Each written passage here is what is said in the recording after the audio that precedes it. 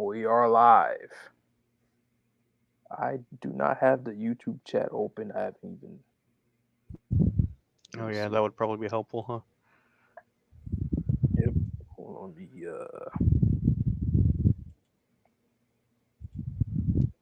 All right, there we go. Matter of fact, I didn't even link it into any channel or any server. My fault.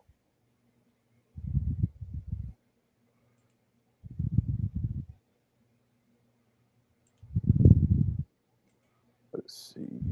All right, I got the chat popped out in the second window, so I'll be able to Boom, watch it. boom. People. Here we are.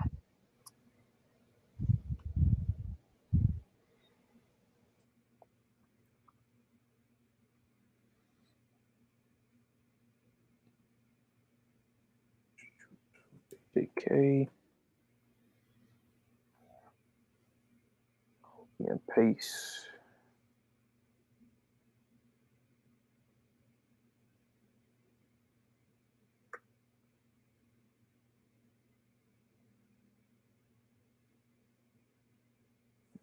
And my server.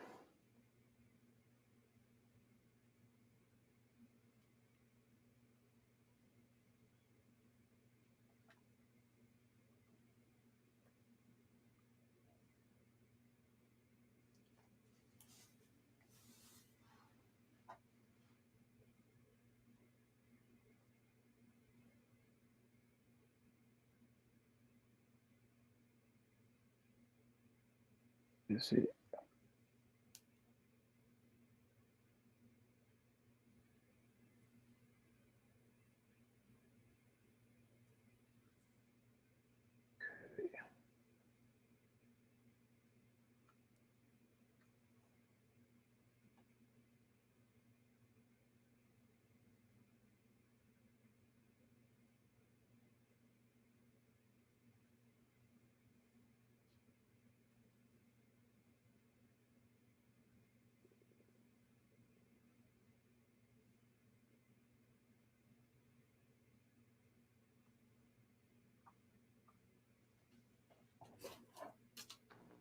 Alrighty.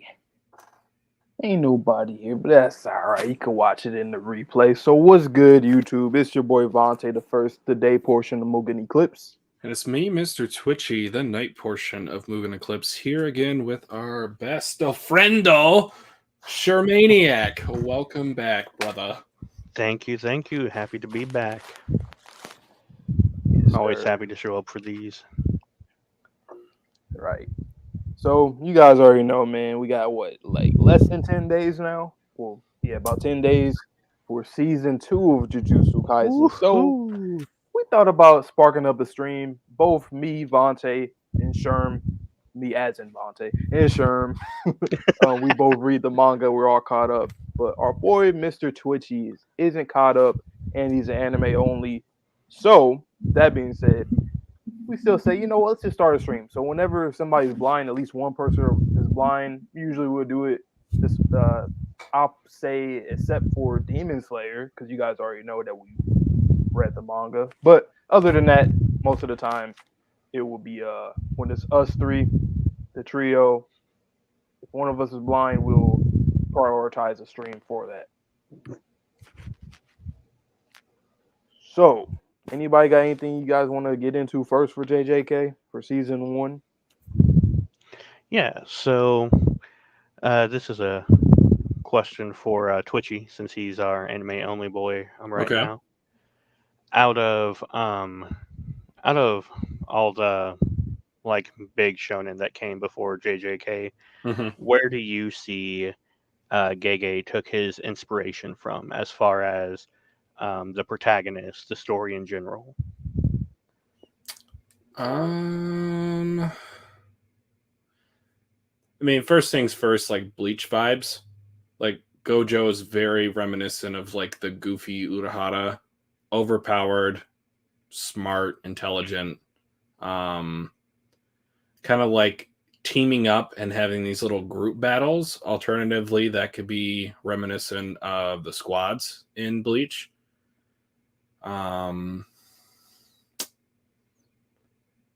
Yeah, I don't really see a lot of One Piece or Naruto necessarily in here in terms of the big three. Okay. Gojo's Kakashi, ha ha ha ha.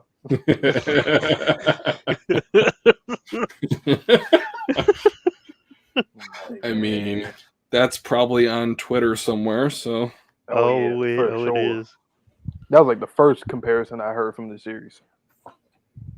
Naruto. Yeah, Right, with yeah. Gojo, Kakashi Sensei, white hair, mask, and I mean, I get it, but Kakashi's not really overpowered. I feel like Gojo is just kind of his own. What do they call him? A special.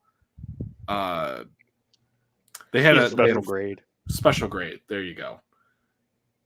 Yeah, and he's goofier. I mean, Kakashi has goofy moments, but he's not a goofy individual. Mm-hmm. Until you start reading the books, but that's my boy though. But yeah, yeah, I'm definitely glad that you picked up on the Bleach vibes. Gege has come out and said that Bleach was one of his inspirations, so it's nice to know that you're able to pick up on that. I feel like that's a skill of a good writer.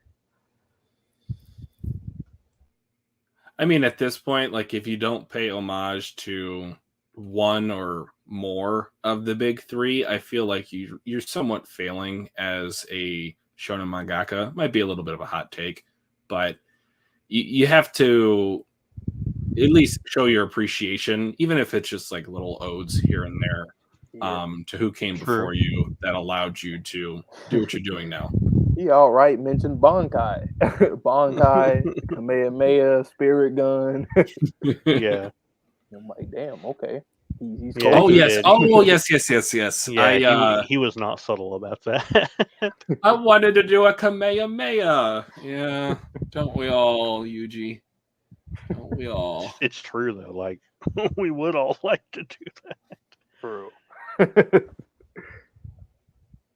But yeah, I like when I got into the series, I also noticed the Bleach similarities there, and also Hunter x Hunter when it comes to like the complex, or not the complex, but like the power system is really unique, and I like just the strategy when it comes to fighting techniques and anything when it comes to like the power system in general. Like it's very Togashi like, so that's something that ruled in a lot of Hunter x Hunter fans too. Because when I got into the series, I heard a lot of people were saying that that's one thing that appealed to them about this series is that it was really similar to that, and we know that Hunter x Hunter is very popular, so that was cool too. I don't know if he outright has said that he got inspiration from Togashi, but we see it, in different areas. So that was always cool to me. It's absolutely there at least in a minor bit. Both the sorcery and the power system in Hunter x Hunter can be basically as complex as it needs to be for the character. Like you're able to have it just be something super simple for one guy, but can make it extremely niche and complex for another guy and still have it work. Like there aren't any strict rules with it that you normally see with other power systems. See, I don't necessarily like that. And I know that I have read, guys, so I am going to be anime only, but I read one volume past where season 1 ended. And like Gege's notes at the end of these volumes, it's kind of BS. Like, I'm not going to sugarcoat it. Oh, yeah, it works because 2 + 2 = infinity. What do you mean? How did you get here? Like, it's fine. Everyone has their own style, and everything doesn't exactly have to make sense. I feel like I'm more accustomed to series having everything having concrete rules as opposed to it just works because it works. Right. I feel I'm kind of like in between on it depending on the execution. Because sometimes when the series set certain rules from the get-go, they always end up either retconning or messing it up in the end. And that's something that that's one pet peeve I had with a lot of shonen, because shonen, most of it, action based. But like that's one problem that I had with a lot of series. For this, I can also agree with the criticism for that. It really don't make sense. But to Yeah, me, Gege ain't a mathematician. to me, and I know to other people, it's like, okay, well, come on, dude. Like you couldn't think of something to make it make sense. Like, why would you just do that? It kind of makes it in its own right, like a flaw, right? For me, I kind of look at it as like essentially like a joke, because it's like, okay, sure, it makes sense in series when you see them do whatever they're doing, but in reality, it don't make sense. It's all about like virtual versus reality, and that's something that fiction always, has this balance between. So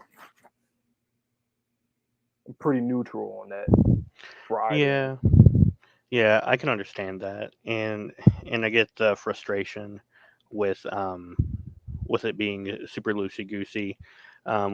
We've talked about it off stream, but it's similar to like how hockey in One Piece has become just a catch-all to where Oda can make anything happen and be like, oh, that was just an application of hockey you hadn't seen before. And it's kind of like, I mean, yeah, it fits with the world building, but okay. It's just, it can be a little unsatisfying depending on the execution of the powers. Now, you guys are both manga readers, but did you start by watching season 1 first, or did you already previously read the contents of season 1 before it aired? For me, I watched season 1 until what did I get to? I don't remember. Well, when I caught up to JJK, it was around the time when Shibuya was ending in the manga, like 2 or 3 chapters to the end. I forget where the anime was at, but I think we were in season 1. But yeah, I started with the anime first. I don't remember if I had started reading before or after the anime got announced, but I definitely had read before the anime came out, because as soon as I saw that OP for the first time, I knew they were doing something dirty. Oh, Junpei. I remember that. I remember when I was watching Townsy streams, you and him were both saying stuff like you were typing in the comments, and yeah. I was like, "What are they talking about?" I'm like, "Okay, I see this guy. Like, what is he, like a snake? Did he like betray him or something? Like, who is this kid?" Sasuke! Yeah, I'm thinking like some Sasuke shit or something. And then I was like, "Wait, what? Oh, wow, that's dirty. That's dirty." It was very dirty. It was very dirty. It was dirty, but I will say it kind of saved the season 1 for me, if I'm being honest, because up until like before they started going after Mahito and Junpei, I was considering dropping Jujutsu Kaisen. I think it had already finished airing for season 1, and everyone was hyping it up. This is the next big thing, member of the Dark Trilogy, like so on and so forth, just giving it so much praise. And I just didn't feel it through like 10 or 11 episodes. And all of a sudden, Junpei gets turned into a platypus, and oh man, it hurt, because he had been shown in the OP for I don't know how many episodes, but His mom. Yeah, finally a case of you not being spoiled. oh my goodness. Right. I remember I couldn't believe it. I thought we could fix him, but nah, he was gone. I guess I mean, I was doubting Mahito's ability at the time or something, because I was like, wait, he dead. Oh, okay. Seeing Yuji get mad and start raging. Oh yeah, he gone. yeah. Well, I think for me, it was like the application of what's it called? Reverse curse energy is how you heal people. Yeah. It just seemed like, again, the kind of catch-all to where, yeah, you can get healed from this, or there's coming back from this, because I think it was Sukuna that was saying he could have healed Junpei, but he just chose not to. Right. And we had already seen an application of of that when he like had destroyed Yuji's heart and regrew it. Yep. So yeah, there absolutely was a chance Mahito or Sukuna could have done it. They just told Yuji no and laughed at him. That was Simultaneously. oh my god. When I seen that, I was like, nah. That was such a clean panel, though. I mean, it led to one of my favorite moments from season 1, where I think Itadori was like, the next words that came out of my mouth, I've never said something with so much conviction, or something along those lines. Like, I will kill you. I got goosebumps. Like, that shit was gas. Woo! He started headbutting that boy. Nanami came in. They started Jujutsu jumping Kaisen. Wow! They jumped him so bad. That's what I really like about the fight scenes and the choreography that on that Gege does. He just has fun with it. Like, people get jumped. Like, people just use whatever they can to get the upper hand. It's just it's so fun to see more than just a one-on-one fight, which there are plenty of those, but with JJK really allows itself to have multiple people in a single fight. Yeah. And it's logical. Don't just, oh yeah, one-on-one here, one-on-one there. No, man, we gotta jump this fool. But you guys don't fight mini bosses without your party? I'm just talking about like an anime, you know, like games. Oh yeah, for sure. But yeah, like I also agree with you. When it came to like the first, what was that, like 12 episodes? I think yeah about 12. I liked it, but I did not love the series at all yet until when I started reading. I started reading around the time when the what was it? I think when he came back in the anime, when he showed up alive. Maybe that's when I started reading. But okay. That's when I started liking it a lot. And honestly, Todo's character is one reason why I was like, because at first when he got introduced, okay, he's just this weird guy with this gag of like, oh, like what's your type? What's your type of woman? And he fucked up Megami. And then he came back, so asked Yuji that question later on. And I don't know. I thought he was just going to have like this little gag and whatever. He's a brute. He can mess you up. But he ended up being funny, charismatic, and very intelligent as well. And now he's best friends with Yuji. So I'm like, wow. I always say this. I love charismatic characters. So that's around the time when I started to really like the series. And then from on, I started to love it for other reasons later on. That's fair. I know that Toto was a huge drawing point for a lot of people. He became a quick fan favorite. He is my favorite character as of now. It's entirely understandable. Like, when someone says that Toto is their favorite, like, you immediately understand why. There's no questioning it. It's just like, oh yeah. Right. I feel like one of the reasons why I enjoy him so much is his relationship to Itadori. And I also, guys, like, I'm not trying to be a Debbie Downer, I promise. They're just like criticisms I have of season 1 because I hear of how good season 2 is going to be. So just let me get these gripes out now while I have bad things to say about the series. Is his relationship to Itadori in particular really made me like Itadori more than I did before that interaction. He just seemed very mundane, very plain, very, I'm going to go with the flow. Whatever happens, happens. And he doesn't really initiate any of the change in his circumstances. But then Toto taught him, Black Flash. And then him and Itadori were just whooping up on Hanami. Yeah. Yeah. Toto was kind of necessary for Yuji to kind of, I guess, break out of his shell and start learning how to fight and what to do kind of in his own terms. Because that was kind of the first time we really got to see him finally show what he had learned from Nanami Mm-hmm. and from and while he was quote dead unquote. So it was important for them to meet. Yeah. And he's a second year too, so he has to be his senior, Mm-hmm. so that worked out pretty well. But yeah, you're right. Yuji's character, and you'll see it more as the story goes, and we talked about it a little bit off stream or off videos in general, how his character basically things around him, around Yuji, is it. I guess you could say it puts a battery in his back depending on the situation.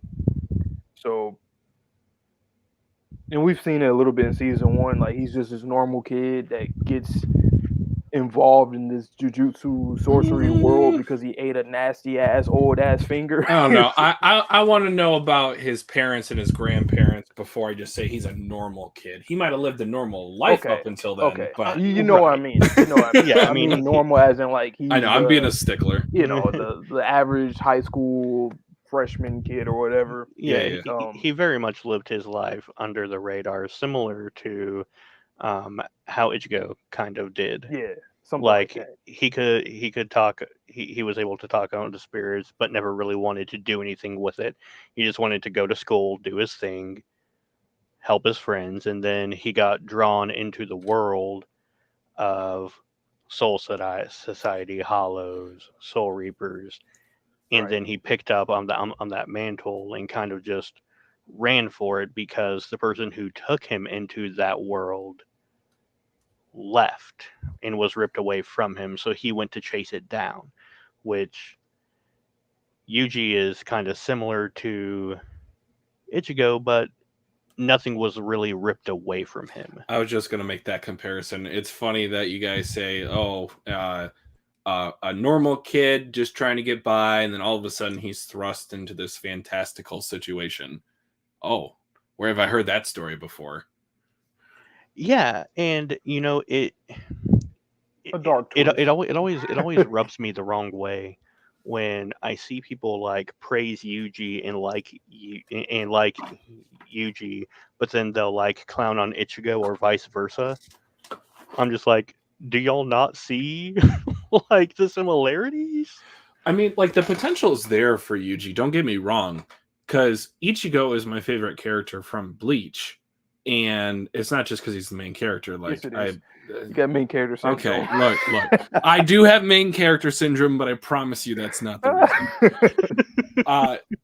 My point being, interruption aside, is that Yuji has room to grow, because when you have a blank canvas for a character, that's not necessarily a bad thing. It just means I want more to be filled in the frame. I want things to be, again, I want Yuji to make the decision. I don't necessarily want the situation to happen to him. Mm-hmm. So once that starts to happen a little bit more, I feel like I'm going to enjoy Yuji's character a lot more than I do presently. Mm-hmm. Right, which, because especially at the start, with how his story begins, we're kind of told a decision has been made for him, and he immediately just accepts it. He's like, I'll just do what I can until I get all 20 fingers then. So I definitely see where you're coming from. Like, you want him to break out of that, and you want him to choose his own things, and rather than just accept what's given. I get that. Yep. It's really interesting, though, because that's like a huge thing for his characterization. Like, that's like that question or this topic alone with his character is so much involved with it, and you will see how that, how it's tackled. And it has been tackled a bit in season 1 too. I mean, look, you can't be a bystander on the sideline of life forever. Like, you have to get in the game at a certain point. And he saw Junpei die in front of him, powerless. Then he decides, with Toto's help, to fight Hanami. Maybe they weren't strong enough, or maybe Gojo overstepped a little bit. He could have let them sprout a little bit more. Fine, whatever. But then do you know what the final arc in season 1's called? I'm sorry, I don't remember. The origin of Oh Line of yeah, Beating. it's like the whatever paintings. Yeah. Let's just call it the painting arc. Like Yeah. he actively made a choice with Nobara in order to fight those 2 of the 3 brothers. And that decision led them to another finger. That decision led them closer to Mahito and the 3rd brother that survived.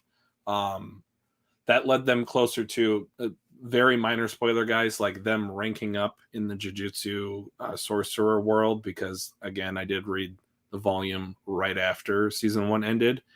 Like all those decisions were decisions. It didn't happen to him. Mm-hmm. He purposely made that choice, and the results then pushed the story forward.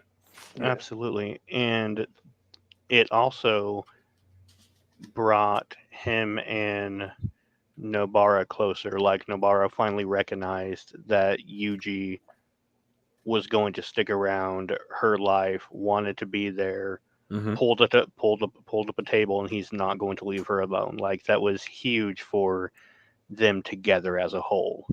And the fact that they also trusted Megumi to handle his own fight while they did that, like it, as ridiculous as it is, it was kind of their Team 7 moment. Yeah, I can see that. How do you guys feel about let's just call them the main trio? Okay, let me think back to season 1.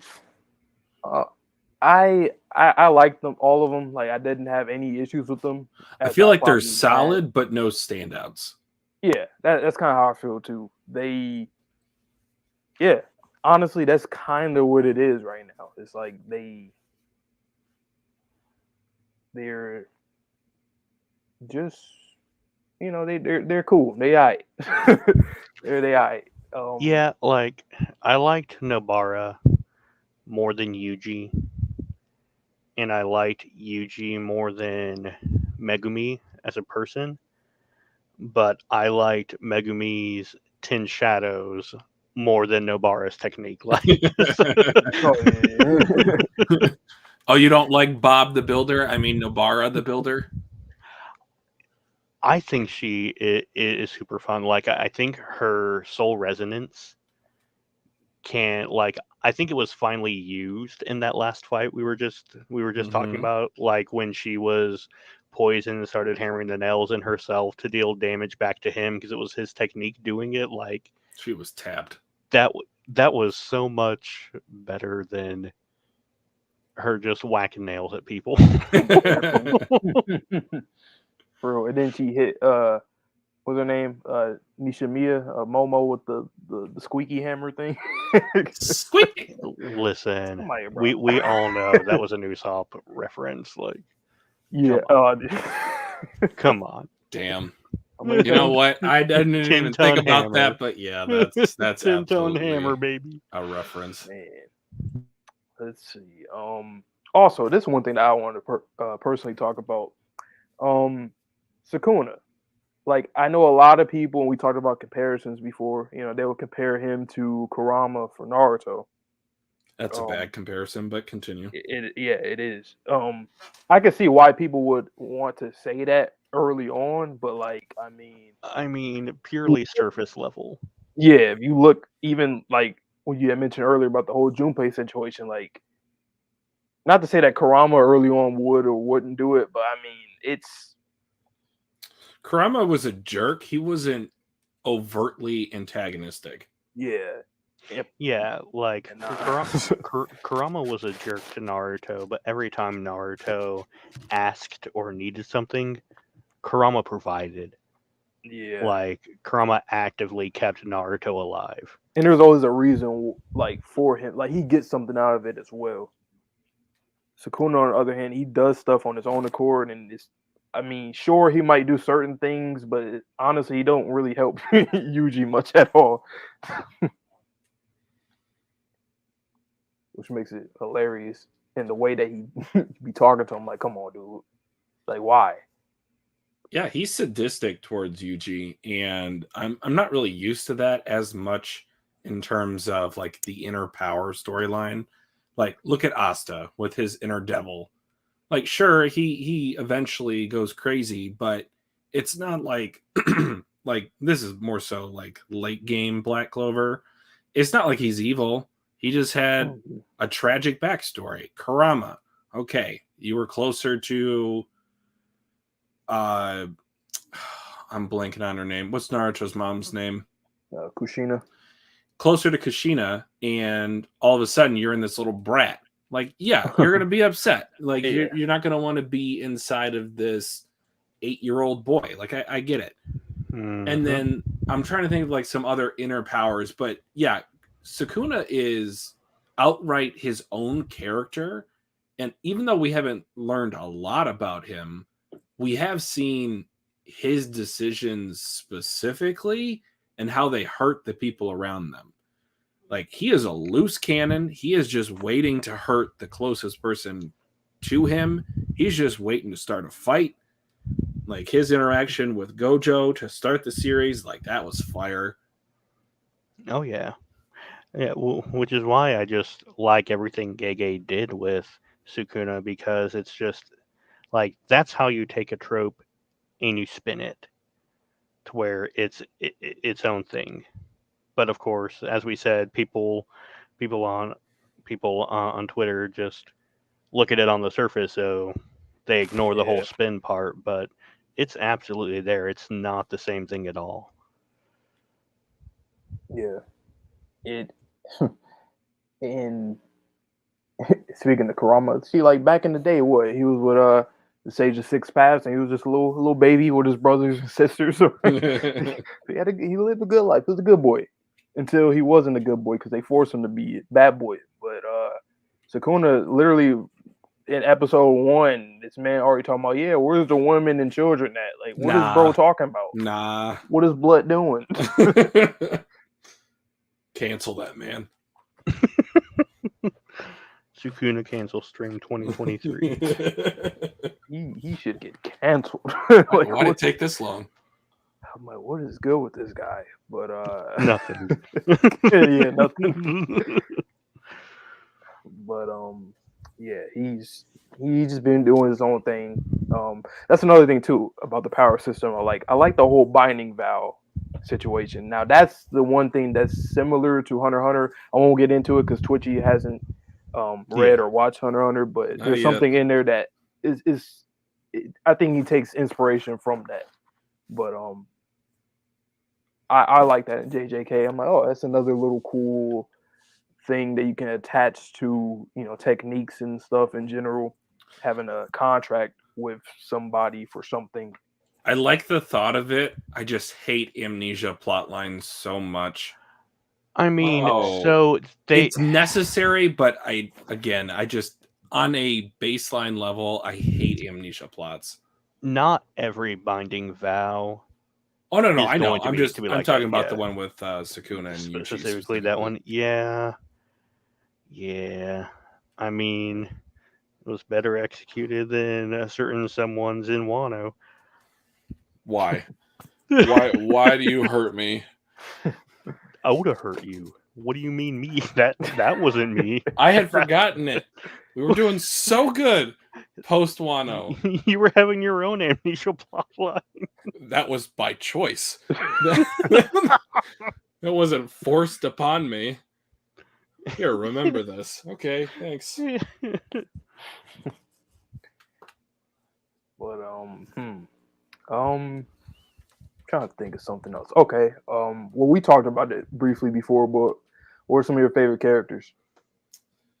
A very quick and dirty top 5. Like, please forgive me if I forget somebody, because honestly, it's pretty late for me, so I'm pretty tired. But Todo, Nanami, Kamo, Maki, and probably Yuji, maybe.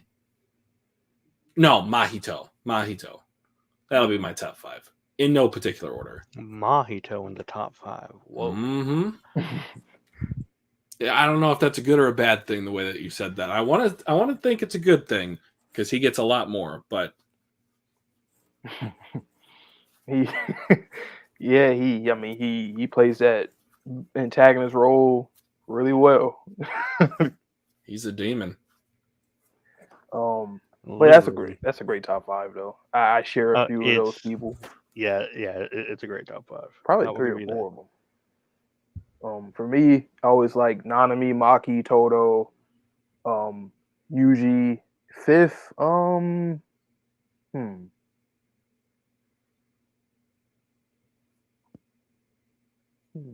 Season 1, who would be 5th?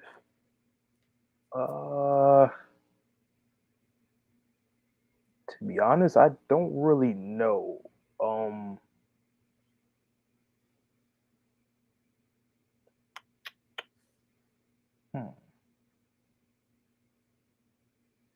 While you're thinking of that, Kamo is definitely a reference to Neji. You cannot convince me otherwise. No, absolutely. Kamo is clean. Absolutely. I would have to say right now. I would have to say my top 5 would be Nanami, Maki, Toto. So the big 3. And then there's always the same. I know. I mean, this time we all matched. Yep. Exactly. And then there's someone who y'all have not met, but you will. And then another person who you'll meet way down the line. Oh, if that's the case, because I was just talking about season 1. But if that's the case, then yeah, somebody that not season 1 stuff. Is it So World though? No. No. Well, you made me think about that. So, do you know the voice actor for Toji? Oh, yeah. Kono Dio. Spoiler. Yeah. Yeah. That's tough. He's No, he was absolutely one of my unnamed. That's tough because it's like, damn. And guys, like one volume where I left off was not even fully covered in the teaser trailer. So Vonte has told me this consistently. Yeah. Like, I know jack all about Shibuya. I know 2 things. And both of my spoilers, like, they mean nothing in the grand scheme of things. I don't know Toji's power. I don't know his backstory. All I know is his profession. That is literally it. All right, cool. That's all you need to know. But yeah, the trailer didn't show shit. You seen the trailer, Sherm? Yeah. Or both of them? Yeah. It's open. I really like the new direction that they're taking the animation. I think that they grabbed one of the episode directors from Chainsaw Man, if I remember right. Mm-hmm. The Makima episode, was that 9 or 8? Oh, yeah, it was 8 or 9. And they have somebody in there the one that did the Levi scene in season 3, part 1 of AOT, the Kenny Chase thing. Oh god, that's high expectations. Yeah. But I like the simplistic animation that they're gonna have there. This is briefly, but that, and then of course for certain scenes they're gonna pop off. That's all I ask for. Just do the simple animation for the simple stuff. But once you get to, let us have everything. Yeah, there's some things. I mean, you got to do it right. Mm-hmm. But season 1 though, I did like the direction though. I thought it was good to great. Well, I thought it was great. Yeah, I mean, I didn't think there was anything wrong with it at all. I noticed that there was always people complaining about it, but I was just personally me. I was like, this looks fine to me. What would you guys rate it out of 10? I don't know. The first season only. So like everything about the adaptation, like OST, animation, yeah, just overall pacing. I would probably say it's a 7.58. Yep, that's exactly what I can't give it over a 7 personally.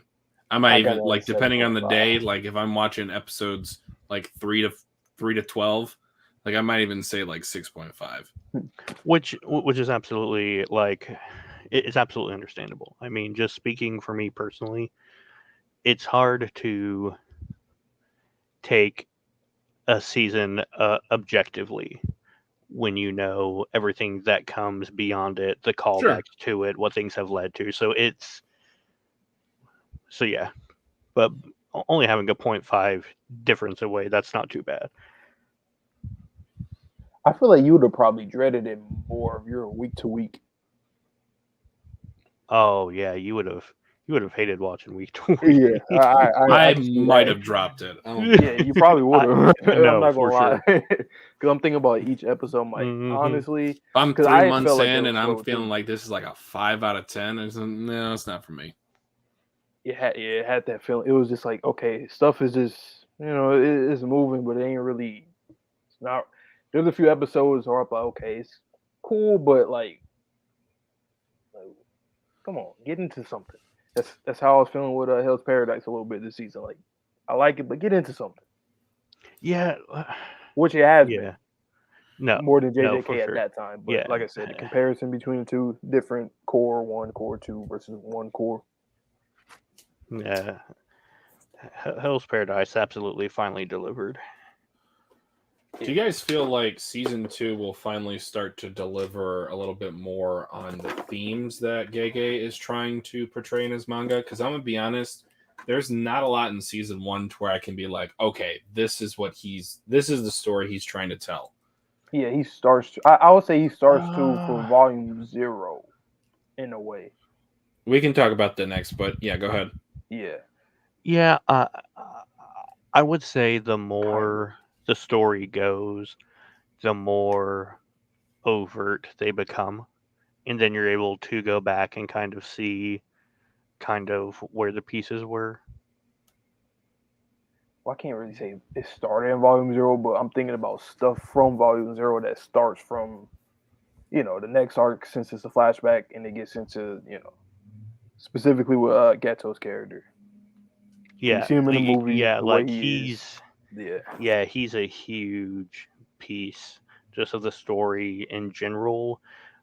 He's a huge piece in understanding Sorcerer Society, and all of that just doubles into Gojo and everything we know about him.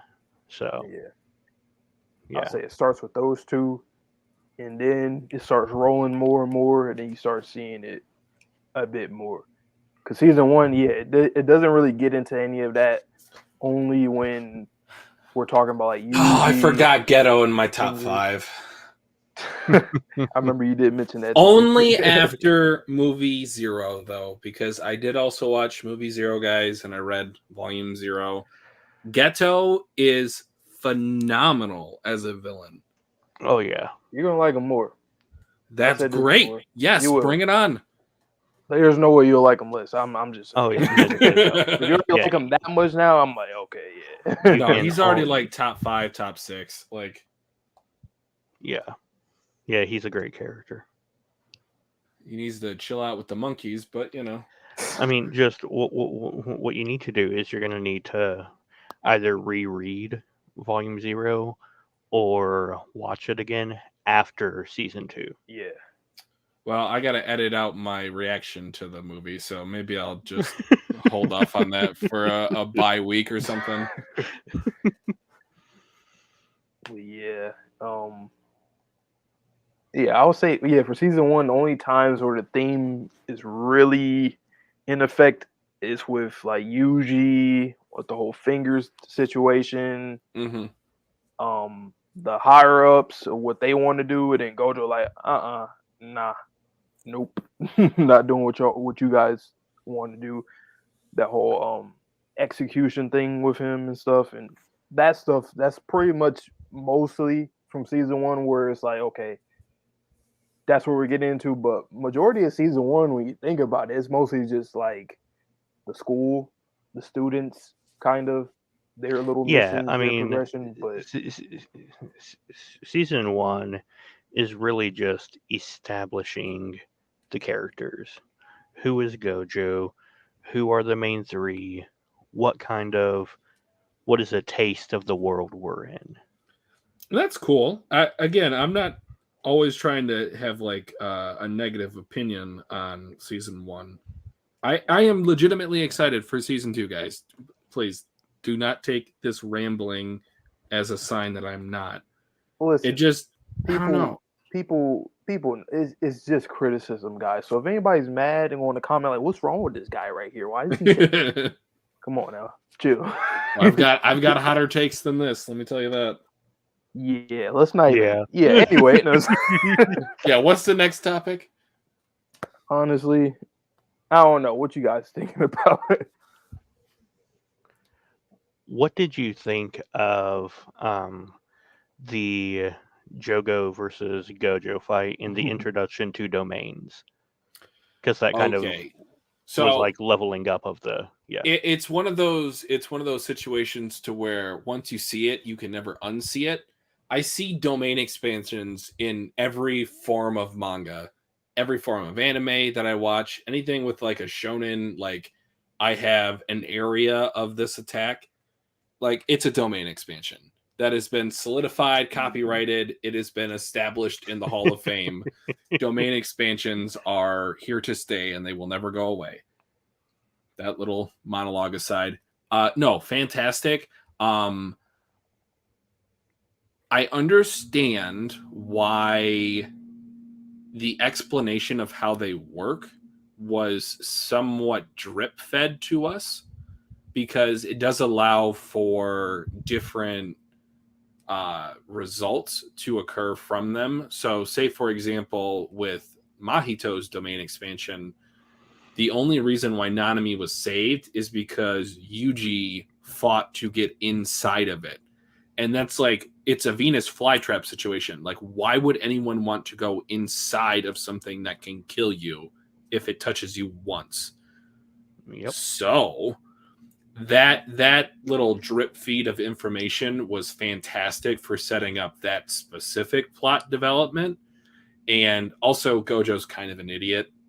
Like, he's a purposeful idiot. Like, he's smarter than he lets on. But for him explaining this to Yuji, he doesn't need to know 100% how it works. As long as he gets the general concept, yeah, it should be good enough for when he eventually develops his own. I mean, part of the problem with Gojo is that he's a genius. He doesn't have to. He just inherently kind of knew how things worked. So that doesn't mean you're a good teacher. Like, no. Yeah, he didn't have to learn how to do it. So trying to have someone who just knew teach, it's not going to end the best. Oh, so yeah, he he's taught himself absolutely by watching movies. He said, "Here, watch some movies." right. Like, okay, that was actually a sly technique. Like, let's give him some credit for that. Yeah, I mean, it absolutely worked, but it shouldn't have. Like, see, like Toto though, like he broke things down, you know. So it's like people, and that's something that I do like about JJK. People, it's like in real, like people have their own things that they're a genius at. Like Gojo, he just knows shit, but he can't really teach as well. I mean, he's done certain things like with Megami we seen when he had his fight in the last like 2 episodes or so. But like Toto, for example, he broke it down to Yuji pretty well about the Black Flash, all that kind of stuff, cursed energy, all of that. So it's when it comes to Gojo, yeah, like you said, Sherm, he just knows shit, but it's hard for him to really like teach somebody. Gojo talked about the feeling of it, but Toto kind of was like, here's how you apply that. Yeah. Even smacked him. Say, hey, man. You're doing it wrong. And then the analogies and stuff. Like, look at the thumbnail of this, you know what I'm saying? Of this stream. Like, the whole. Let's get cooking. Yeah. So, you know, that's one. Now I think about it, Toto, they definitely should be like, yeah, he got to be a teacher one day, man. Maybe teacher. Oh yeah, he was great. But yeah, it's when it comes because like even if you think in Gojo's position, like just the fact that he's the strongest sorcerer and all this stuff. So yeah, he has his stature, and it's like sure the higher ups are trying to do their own thing, and he like nah, I'm not rocking with y'all, and he can kind of just do what he want in a way, but it's just like it's just interesting how things come about. Like the whole Yuji eating the finger situation, Sukuna's basically back. And then you have Gojo, who was the strongest sorcerer, and you have their little fight in early on in the series when Gojo first pulled up. And it's like it's one of those things where it's like you already get a glimpse of what the series is about with those two in general, right? Or those three. I'm including Yuji as well. Those three. And then after a while, it starts to slow down. We go back to the school element a little bit. And then after that, that's when we jump right back into it later on. So it's one of those things where this series is just kind of it moves in different areas, or it focuses on different things. Kind of, I don't know. I want to say like sporadically in a way.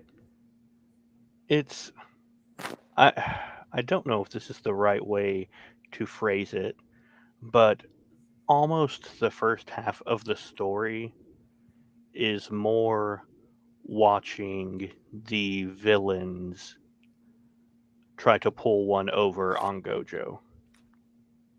Because they're the ones making the decisions, they're the ones planning everything, and like most of the main cast is pretty reactionary to them. And I mean, look, so, they got their safety blanket, they got their sensei just waiting to solve all their problems. Right. Which you see, there were so many people who were like upset about Gojo and how he could just solve everything with the snap of his fingers, and I just wanted to shake them. That's the point. That's the point. Because if he goes away, then what do you do? There's no there's nothing to stop you from free falling into the darkness. Yeah, like that was the whole point. Like so yeah. Good on you for recognizing that. I mean, come on. Like, I have a brainwave, a singular brainwave. I can interpret that. But it also, like, on a similar note, it makes me really, really interested in what happened thousands of years ago around the time that Sukuna was sealed. And a thought that I had while you guys were just kind of going over last 5 minutes or so, the topic that we're discussing is who else was sealed? Because I have this rule, and it's not my rule, but I have this rule where there's one, there's more. So who else got sealed? Are they going to make a return? Were they the Naruto to the Sasuke of Sukuna?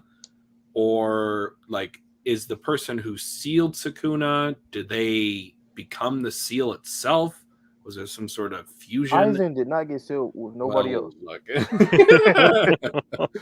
They locked my boy up, man. Kaisen is the equivalent of a Walmart Soul King. So let's put that down for now. Hey, he tried, man. I mean, he's tried trying. The box of God. He's trying, and he got locked up. So. Yeah, I mean, yeah.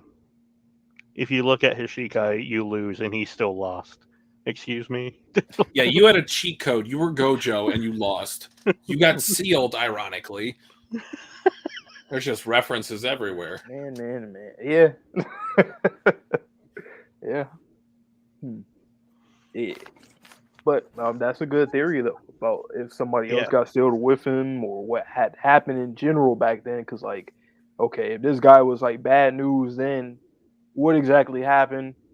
Because if you have to seal a motherfucker, that means they can't die naturally. You couldn't defeat him. Yeah. Like, you had to lock him in jail. Like, and his fingers are just different areas. Like, what the hell?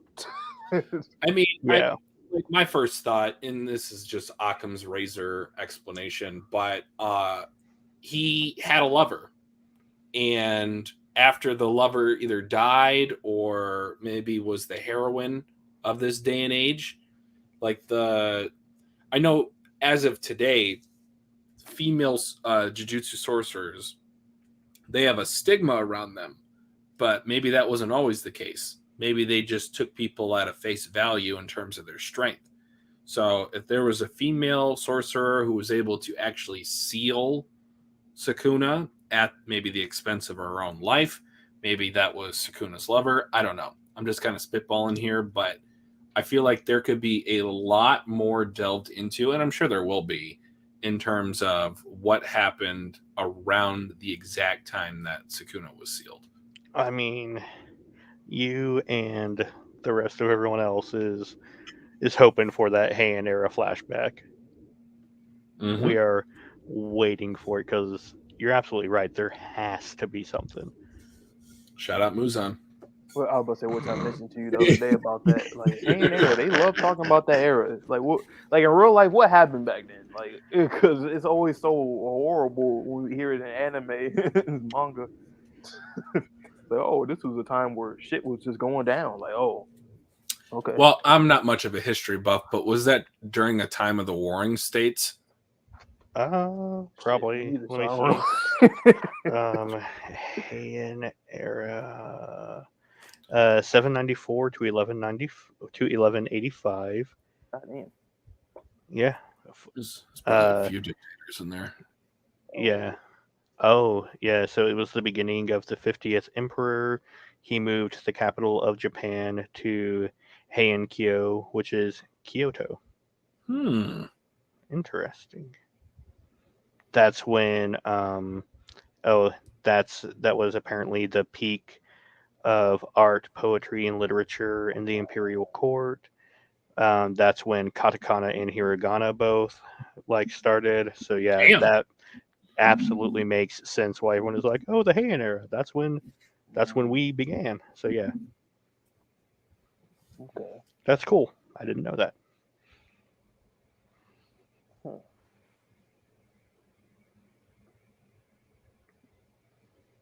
Yeah, I think there's something. Oh yeah, I remember when I remember people's reactions when Gato had mentioned the whole Halloween in Shibuya. Da, da, da, da, da. I was like, I heard people talk about this arc. What are they talking about?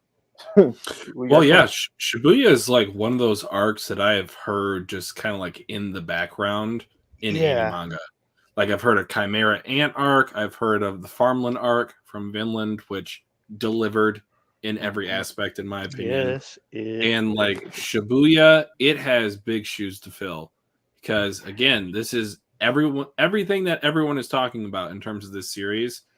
And I don't want to say it peaks because I have maybe slightly different offbeat opinions than other reactors or just readers in general. So just because something is popular doesn't necessarily mean I'll agree with it. But honestly, like Shibuya, I have just been told like it is going to blow my wildest expectations out of the water. Me a lot of times. Sorry, but I mean, look, puffing it up, man. I'm waiting for the delivery. Yeah, well, for better or worse, Shibuya was happening at the same time that the war arc was just starting in My Hero. And because they were both happening at the same time, comparisons were inevitable. And of course, that just led to everyone picking a side. And as we kind of talked about earlier, people will find any excuse to clown on My Hero. Well, do you feel like Jujutsu Kaisen is kind of an unfair recipient of like mob mentality in terms of popularity? Kind of. You know, I would say yeah. I don't want to say as far as like overrated, but I feel like overhyped is definitely accurate description. Well, I agree. it was absolutely overhyped. It broke into the normie gate. It kind of people started to enjoy it, to use it to clown on My Hero. But as Vonte and I know, because we are manga readers, the mob has now shifted to kind of be against gay and Really? JJK, and it was kind of wild to see. Yeah, like people are now wanting the story to fail in general.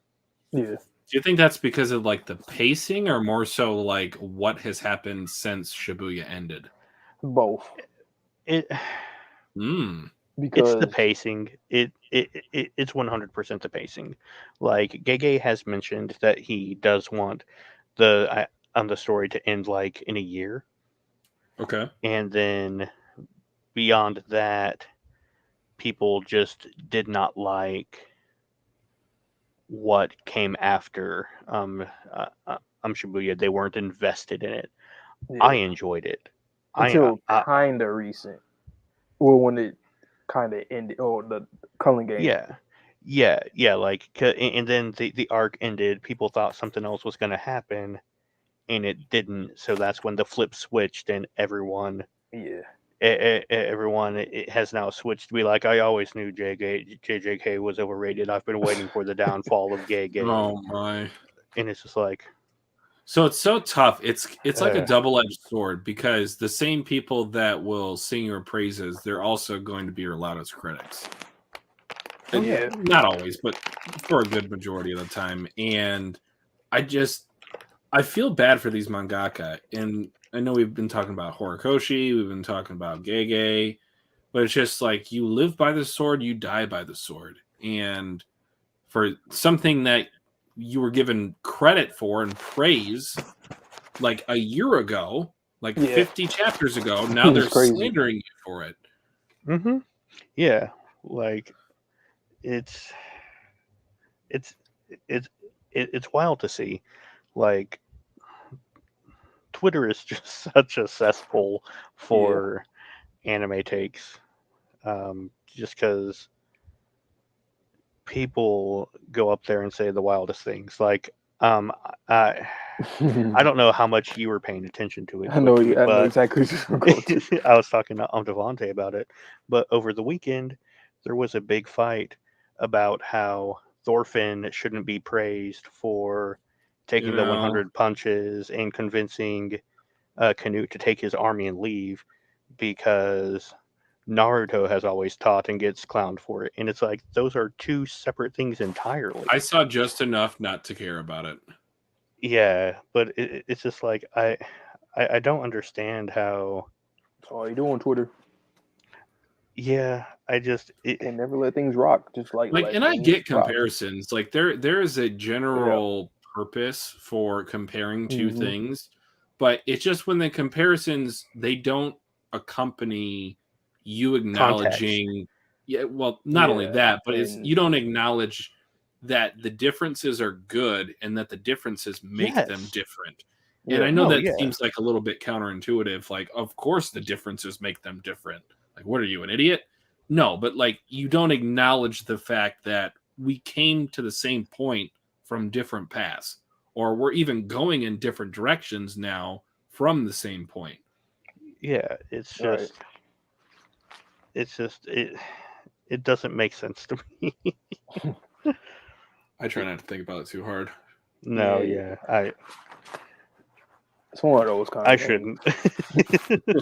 I shouldn't, but I was like, I was high on the fumes of farmland, and I was like, this was so amazing, and then I just saw people They clowning on always do Thorfinn, that talking about how Naruto was better, and I was like, excuse me. instantly. Like, why did it? It's like, is that like an insecurity type thing where it's like something's doing so well at the moment where you just have to mention something Well, else? Like, for I what? mean, That, or you have an axe to grind. Like, you have yeah, to take something down that's popular in order to make your own opinion or series look better. right. Which I will admit, in recent years, with Bleach getting a comeback, One Piece still going, the Naruto fan base has been the one with the axe to grind. I mean, they've been That's in why they mud. hyped up that one ass No. chapter a few months ago. I'm like, bro, we do not care. I'm sorry. Man, yeah, because the problem one with Naruto is it went straight into Boruto. There was never a time For you to reflect, for Like you a to year to reflect, grieve, mourn, however you want to put it. Like, there was never a period without it. Yeah, And it just got filled up with the Boruto filler. And then filled with filler. Yep. I don't know. I feel bad for the fan base. But shoot, we could have a whole stream talking about the anime community, anime and manga community. Things that we just don't like. Anime things that fandom we- tier whatever. list. we'll get Oh, people wow. showing up to that. Yeah, we will. We could do a live tier list. That'd be kind of cool. I'm I talked saying. with Twitchy, and we could just do like an average grade for certain things. Oh yeah. Like somebody think, oh, is this more of an A tier? Nah, this is F. Then we'll just balance it like that, like C or that'd be pretty cool. Yeah. I mean, as many gripes as I had with season 1, let me just say, Jujutsu Kaisen Movie 0 might have been one of the best anime movies I've ever seen. Really? It Preach. phenomenal from start to finish. And we can talk about this in a second, but the main character who's not the main character, who was the main character, but is no longer the main character, we'll shelf that for a sec. But overall, from start to finish, the way that they developed the second years from Jujutsu High, Toge, Panda, Maki, they felt so much more alive when I rewatched those episodes in season 1. And I'm so excited to see them in season 2 because I know that they're going to be a part of the Shibuya arc. And for them to have their moment and shine, for them to almost get like a backstory with a main character who is not Yuji, excellent. Yep. Animation absolutely popped off. Like, I swear I was watching real life for like 20 minutes. Yeah, it was the whole idea that he had, because obviously Volume 0 came first, but the fact that he then like chose to make them second years so they could still be in the story, and then this would just be added context to everything, like that was just lightning in a bottle. Like, and that's dope because you have multiple MCs, like you can even throw Gojo in there for his flashback arc, and then it's like not only do you have Megami and Nobara as a secondary, but you also have Maki, Panda, and Maki in a way for Yuta, and then Gojo, Geto and them for him too. So it's like you kind of like, I think for the most part, characters will be able to get shine for different times. Like, even if you didn't say, for example, like if you weren't able to get shine from a character in a specific arc in the series, they already would have had it. Like, say Volume 0, for example, like what you said about those 3 characters. Like, okay, we got a lot from them from that movie that elevates them in the mainline series too, so that you already got some kind of you got to eat a bit, with that alone. So I think that's really cool for Gege to do too. So that, and it makes characters, in my opinion, it makes them more likable too as you keep on going on in the series with them. So that's one thing that I liked about that. And Volume 0 is like the best example of that.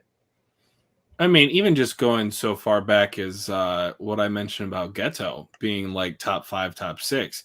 Like, he was not even on my radar in season 1. And then movie 0 drops, and I'm like, I love this guy. He's everything I feel like a suave villain needs to be, because he has charisma, he has the strength, he has a plan. And when you have all 3 of those things in combination, like, that is deadly. Oh yeah. Man has his own religion. Man styled himself out after Doma. Love to see it. Yeah, they're beat for beat. And that's something that, and it's crazy how he has elevated, because like in season 1, he's just planning things, but you mostly get Mahito or you get Hanami, or Jogo, different times. You mean Buggy? Shout out Buggy Jogo. Shout out that guy. Jogi D.O. Good God. Man, shout out to the disaster curses, as they call them. I like that name. Yeah. Shout out to them. What's going on with the squid?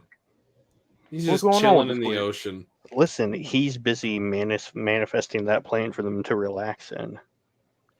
Like, I mean, look, you got to get away, but this hey, ain't no It's a airline resort. commercial. I wonder if they're going to keep on doing the Juju scrolls at the end of the episodes. oh, I hope Jujutsu so. Sampo. That Remember was this so playing funny. soccer with Jogo's head? That was Like, so damn. good. And then the shoujo anime with No, Hanami and Jogo. stop it. That one might have been the funniest with Mahito in the Sailor Moon outfit. Oh yeah, Most memorable for sure. yeah. But yeah, season 2 you get more of like a lot of characters for the next season, to be honest. So Did we get a name drop for the third brother or no? I don't think in season 1. Okay. Yeah, not I yet. can tell you he's very liked by a lot of people. Yeah. That's who I was thinking about my 5. Almost, but no, I went for the judge. You know me. Ooh, I think Twitchy will like him too. I think so. But that's a while from now. Sorry. It is a while, but the man came in with 1 chapter and just jumped in my top 5, and I said, "All right." Damn, not the 1 chapter come up. Like seriously, I was like, whoa. Yeah, like I don't think I ever really had that like happen before. It was pretty close for Toto. Like, I'm not Toto talking about like the very first time we saw, but like like the very first chapter of this sister school. Yeah. When him and Itadori are kind of talking, like, oh, okay, he's him. You know, one thing I always said, it's not really a big deal, but I feel like the anime makes him a little like buffer, like a little bit more swole. Like he's like that in the manga, but he looks a little bigger in the anime. I think that's fine. Yeah, I don't know. It just kind of throws me off sometimes. Like, why? You could have done that a little. How do you guys feel about the? Go ahead. I was just gonna ask how you guys felt about the sister school participants outside of Toto, because honestly, I feel like not just the sister school in Kyoto, but just overall as a cast, it's very top heavy. Like there is quite a distance between like my top 6 or 7 and like the rest of the cast. Right. Yeah, like because as you said, there's Kamo, which Kamo is cool, but then like there's May's whatever. I mean Mai is great because of like what she added to Maki's backstory. And I like Maki. Yeah. Miwa is great. She's funny. I want more from her. Here. Oh my god. Like I haven't seen, even in the manga, I still haven't seen enough from her, but I feel like she could have the potential from her introduction, but just nothing has been done with it. I feel like Mechamaru has the next best potential to move up my list because of Iron Man. I mean, he actually did at the time. You ain't lying. Yeah, he's cool. He was cool. He was a really good fight for Panda. Yeah. Who else do they have? Now Momo's at the bottom. I mean, if your name is Momo, you're always at the bottom, except for Avatar Momo. But other than that, most Momos are at the bottom. Like in Bleach, Hinamori Momo. Yeah. She was. But Nishimiya, she's, I mean, She can got hit fly. by a squeaky hammer. Like, I mean, I just got done watching Vox Machina season 2, and when you said she can fly, I was just like, yeah, so can a character in that, but it's like it's Harry Potter. Like Yeah. without that broom, you cannot fly. Yeah, it's just like, yeah, she. What was her something power more. again? I don't even remember. She's wind or something. I ain't gonna lie. Yeah, Do we even know? I can look it up. Do I even care? No, I don't. I mean- don't look it up, Sherm. I don't care. My reaction might be a spoiler alone. Like, she's just like, she's one of those characters where it's just like, yeah, She's whatever. Yeah, like I'll just say it. Yeah. Don't expect nothing from her. Well, yeah, I don't I even mean, like the yeah. principal that much. I just like Oh. the interactions with Gojo. yeah. He be yeah. talking shit. They tried to make him cool when they had him pull out the guitar, but I did not care. I'm gonna be honest. I could not care any less than that moment when he had a guitar on his chest. And I was just, I don't care. You're a ripoff, Yamamoto. Oh, Yamamoto. He really is. Old bald. Bald ass head. And then well, May, we got a little bit from May season 1. Yeah. Again, everything with her, I just appreciated because it added to Maki, not because I cared about her as a standalone character. Like,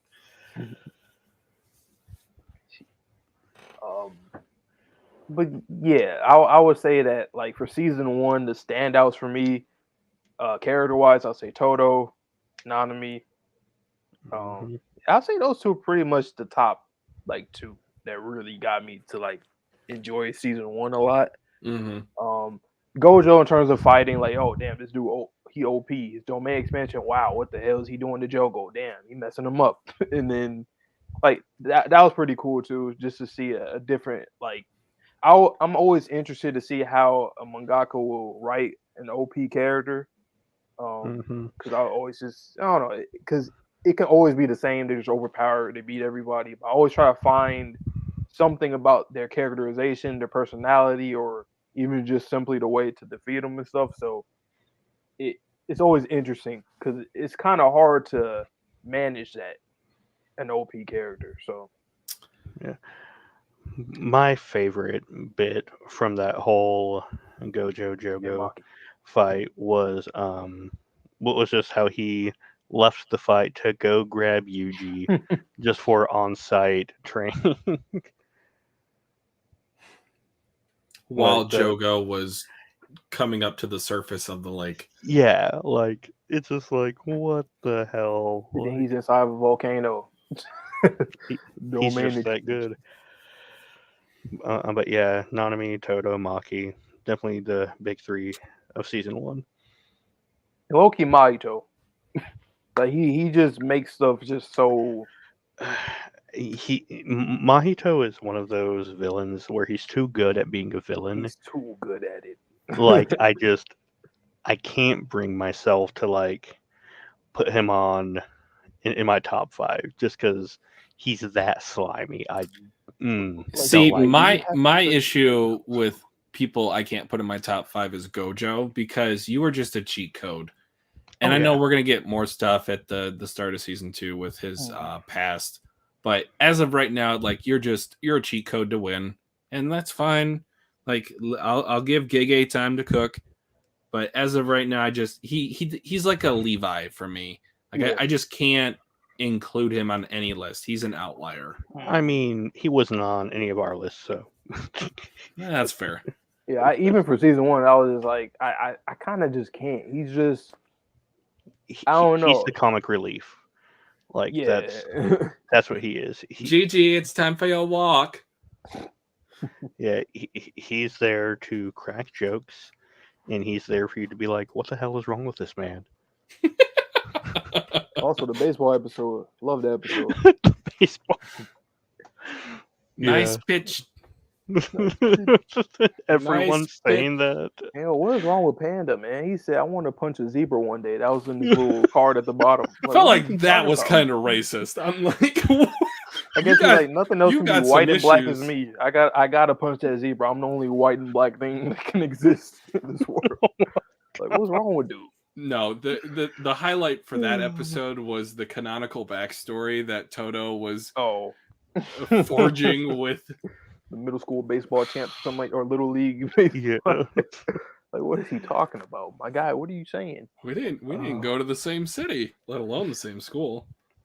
And then, like, not only do we get the baseball episode, but then they freaking bring it back to that by Gojo talking down to Megumi about how he needs to like swing for the fences, try for home runs. He I doesn't will need say to, that was like, one of the better written bits in Yeah. season 1. Yeah. Absolutely, but it's like you wouldn't expect that from the crap we were getting. That's just good writing. Which is Oh, yeah. interesting because he's had, like, even when Megami was fighting by himself towards the end in the last little mini arc, when he was thinking back to what Gojo was telling him about the whole I forget how it's worded, but the you die alone thing or whatever.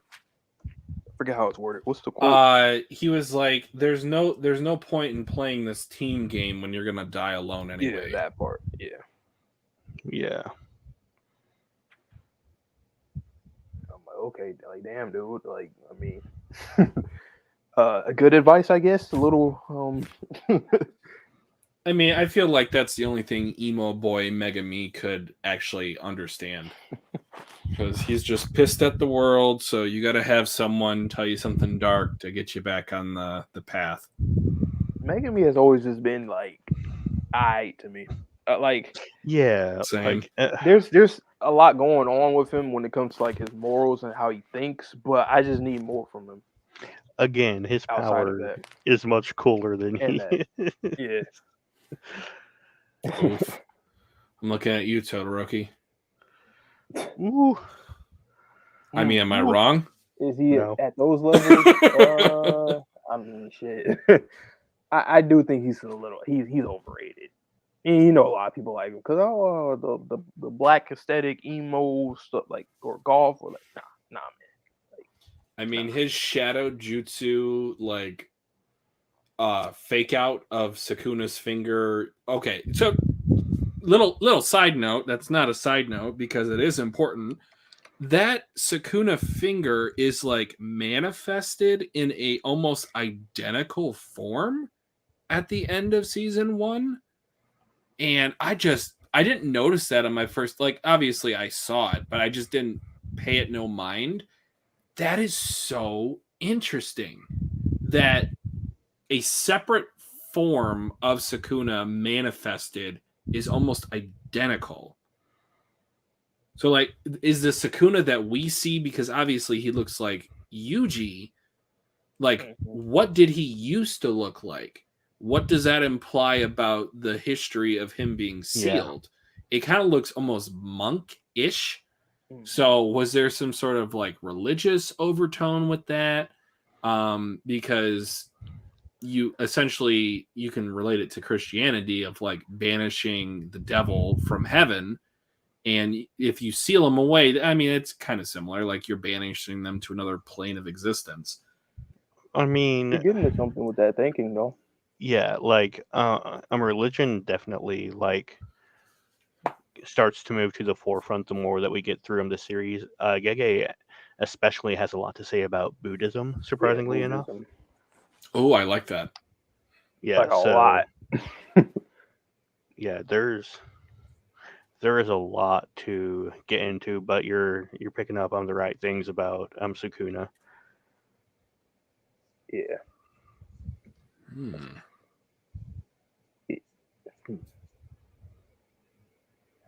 What else is there?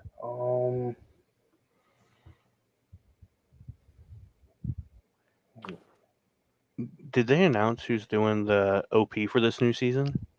Yeah, the I forget the name, but the one that did the Bleach, the Without Nigger Blood. Oh, yeah. Yeah. Was it Tatsu Katani something? something or? Yeah, I don't know. Not gonna lie, I am going to miss Eve doing the OP. Like, I like It's gonna be Eve another matches, hot take. Eve matches Well- JJK vibe for me. like I hadn't heard Eve before, and even if you don't think that they match JJK, like I just went to their YouTube channel and just watched a lot of their stuff because the MVs that they have for their own music Mm. is just They're wild crazy. and out there. They are like so.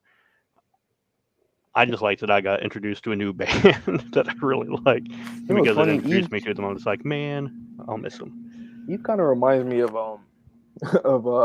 Anonymous VA. Like the way that it Huh. sounds, I don't know how to explain it. Can you explain like- more? Because I don't quite get that It's analogy. like very I don't know what the word to use. Like it's very it sounds like they're talking into some. Well, I would say when he was voicing Overhaul, like where he's talking like in the like the mask, it sounds similar to how the little distortion that Eve has. Yeah, in their tone. yeah. There's Okay. a little distortion. Like the emotion of it's not overt; it's subtle. Yeah, Yeah, like monotone. Oh yeah. yeah. I can kind of pick up what you're putting down. Eve is like, and I made this analogy when we heard them for the last Chainsaw Man ending. They are like good vegetables. Everyone needs vegetables. Nah, they're That's fire not fruit. that's not the first thing I eat, nor will it ever They be are the first thing fire I eat. fruit. Nah, they're Fire. green beans. Oh, not Shit, the they even green gave beans. My Hero I like Academia green beans. a good opening Oh, okay. finally in a long time. My Hero opening's been trash for like since season 3. Well, okay, I won't say that, but it's Cut been back to 30 mid. minutes ago when we were talking about MHA getting unfairly clowned off. Nah, you guys are just capping. You're an Eve Bro, Cape Crusader. Bro, when we did the Hero City podcast and put our openings and stuff, I'm like, okay. And then after that, I'm like, I realized I watched it again, like all the openings one day. I was like, yo, I'm not gonna lie, I don't No. like a lot of them. Yeah, Vonte, Eve's opening for Jujutsu Kaisen. This will be the hottest take of the podcast. The episode. I promise you, it is a solid B plus. That's not bad. Yeah. A solid B plus. I thought you were gonna say like a C minus or some People shit. will never talk about this series without talking about how good this opening is. I mean, well, shit, the series talks for itself, so I mean, hey, I'm good with that. Some series have Nah. fire openings and it's a trash show, so I mean, I'm good. Even though I like opening There was two not more, but a that's just single me. opening or ending for season 1 that blew me out of the water. Not a single S tier. And What do you that even ending 1, I do not think that's an S tier. I think it's a solid A. Oh, man, ending one was. Ooh, you It's know that what? boring. You know what? If this is a hot take, Boring. I as much as I liked season 1 ending, I loved season 2 ending. I felt that way at first, but then I started liking season 1 ending more. But I like season Ending 2 opening makes more than me Eve. wanna scratch my I'm gonna say ears that. I like season 2's opening more than season 1. And I was just bigging up Eve, but I like the second one more. I remember a lot of people like, They're I don't know. comparable. I really like it. I like the flow of it. I don't know, like just.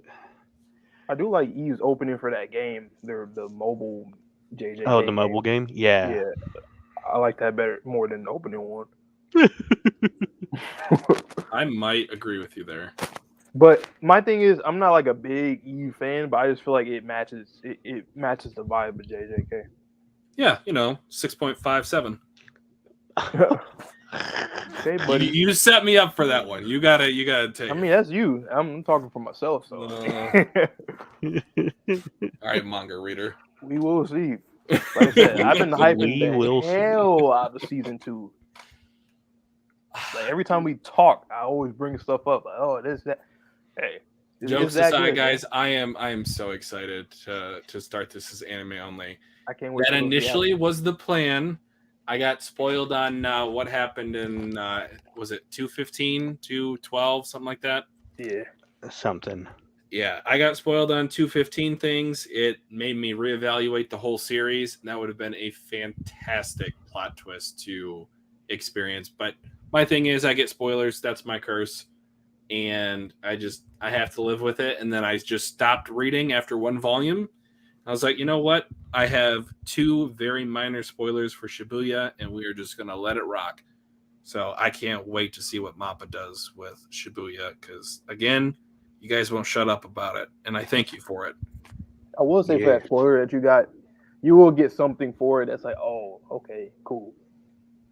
Which one, the Gojo or the Maki? No, the one that made you stop reading. Oh, okay. 213, 212. Yeah. Yeah. Because when it happened, I was like, oh wow, okay. You know what I mean, Sherm. Oh yeah. Yeah. Season 2 is. I'm telling you, I can't wait for those reactions. They'll come out. Might not because it releases on a Thursday. They might not come out on Thursday, but yeah. It's gonna. Is it? Because it releases the 6th. Or Friday, or Thursday, right? 6th. Yeah, Thursday. Yeah, next Thursday. Holy cannoli! And Bleach got that Saturday. Look at them doing the right things. Look at them being adults. No, this is a middle school decision. Let's release this shit Thursday on is such Thursday. a trash day, so I guess I could look forward to it. For me personally, Thursdays is just like. I mean, everyone needs something on a Thursday to cheer them up. It's Friday Eve. Come on, man. That doesn't even sound right. Trying to hype up Thursday like it's a good day of the week. No.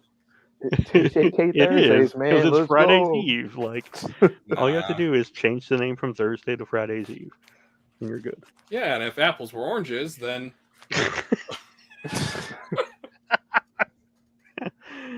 You know what? Thursday is a good day of the week because every other Thursday is payday. I get paid on Friday. I can't relate. Thursday night, Friday morning. Season 3 will be fire too. Yeah. Guys have any final thoughts? We're kind of getting off topic here. I feel like we've discussed quite a bit. I'll just say my rating for season 1 was like a 7 out of 10. Pretty similar to Demon Slayer for me. I have the same kind of opinion about it, that it just elevates every other or next arc and whatnot. So yeah, I'll say 7 out of 10. I enjoyed season 1 a lot. Already said my favorite characters and moments and stuff, but yeah, that's pretty much it on my end. Yeah, I'm just glad that you stuck with it. That you went ahead and stuck with it, Twitchy. I really think you're going to enjoy season 2. I'll be there for your reactions. Probably talking to Vonte about everything since we read the manga. Okay. But yeah, I'm really happy that you decided to stick with it. I kept hearing day in, day out while we were on the Hero City podcast that Shibuya was worth it. I'm glad that I stuck with it, because if I would have dropped it and then Shibuya would have got spoiled for me, I don't know if I ever would have picked it back up. Yeah. No. Yeah, but with that being said, guys, I again want to thank you for listening to us for the past almost 2 hours. My God. Hour 30. What? But yeah, I want to thank you guys for listening so far. Again, my name is Mr. Twitchy, the night portion of Mugen Eclipse. And my name is Vonte, the day portion of Mugen Eclipse. And I'm just their friend. I'm Paul. Hi, I'm Paul.